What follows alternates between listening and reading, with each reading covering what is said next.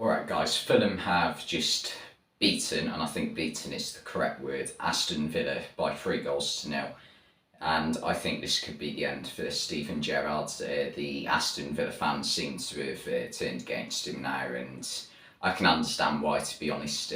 Gerrard came over, that doesn't sound right at all.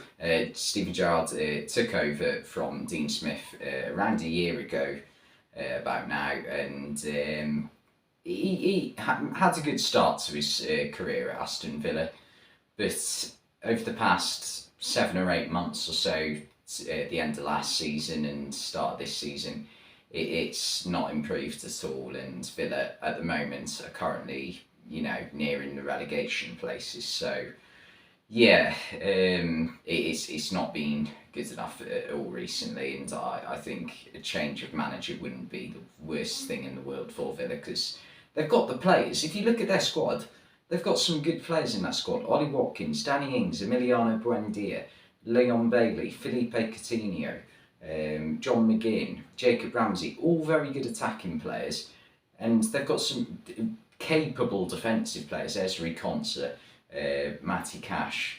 Tyrone Mings isn't that bad. I mean, he's in a bad run of form right now. Jan Bednarek, Leander Dendoncker. They've got good players, but for some reason it's just not working for them at the moment. But Fulham, they were brilliant tonight. They deservedly won the game. They could have had 3 in the first half. Mings did well to block a Mitrovic header in the first half.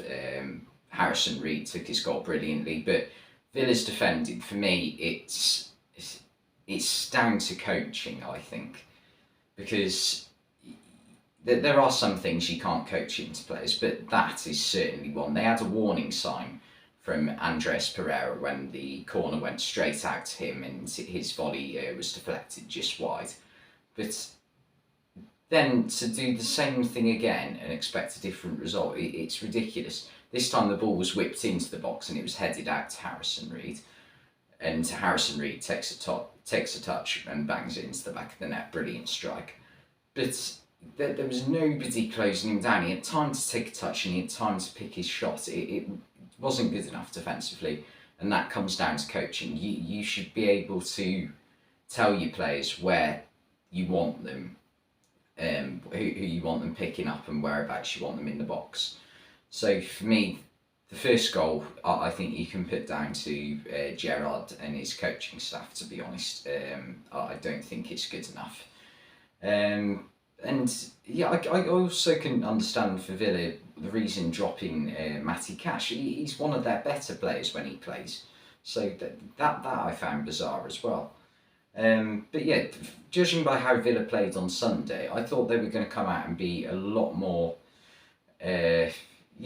attacking like they were for the first hour and just take the game to Fulham, because if you let Fulham dominate at Craven Cottage, they're going to put you under a lot of pressure and they're going to eventually break you down and score, because everyone knows that the pitch at Craven Cottage, it's a lot more narrower than most Premier League pitches, and that suits Fulham's very aggressive, on the front foot, put the ball to Mitrovic and get runners forward sort of play, if that makes sense.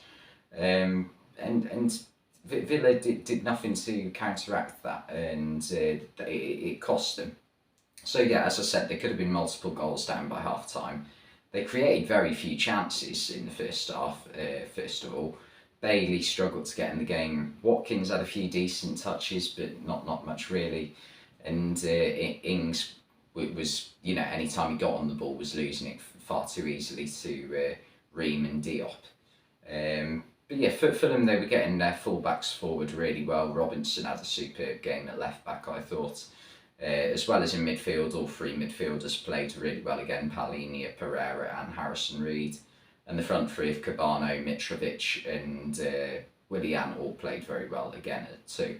So it was a really good performance from Fulham. But then second half, right, first thing I want to talk about is the red card. So for me, I can understand why Mitrovic is a bit annoyed at Douglas Luiz, but Mitrovic like forcefully walks over to Douglas Luiz, right, and gets in his face. Now, if you're Douglas Luiz, you're going to respond to that. Douglas Luiz doesn't, like, he's been pushed.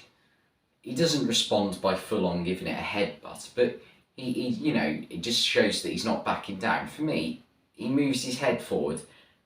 We're talking a couple of millimetres, and that's enough for Mitrovic to jump on the floor. And it's a similar situation for me. Now, Nunez, his red card where he headbutted Anderson, that was justified because he did stick his head in a bit more. But it's a similar situation, but because Luiz is the smaller guy, if he moves his head the tiniest little bit, it's going to hit Mitrovic. And when I say hit, I mean brush his chin. So for me, ridiculous red card. Never should have been a red card for me.